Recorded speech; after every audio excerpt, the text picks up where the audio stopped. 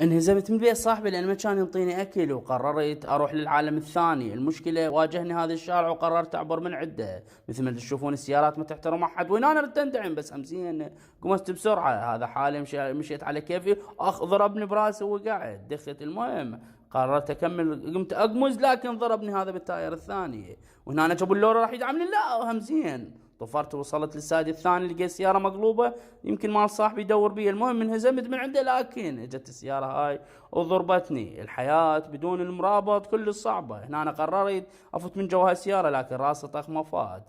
ردت وحدة تاخذني وياها بس ماكو، طلعت السي 4 وهنا حركت الشارع انتقاما من صاحبي اللي دق بي الناقصة. وهنا حركت هاي السيارة مال الفلوس، قلت راح اخذ من عندهم فلوس وانهزم. بس المشكلة احترقت وقمت اخاف، قلت لا يسجنوني خل افلت. وفعلا واجهت مشكلة الشارع الثاني، احاول انهزم من عنده، وفعلا راح اوصل للنهاية وقدرت اوصل وانهزم.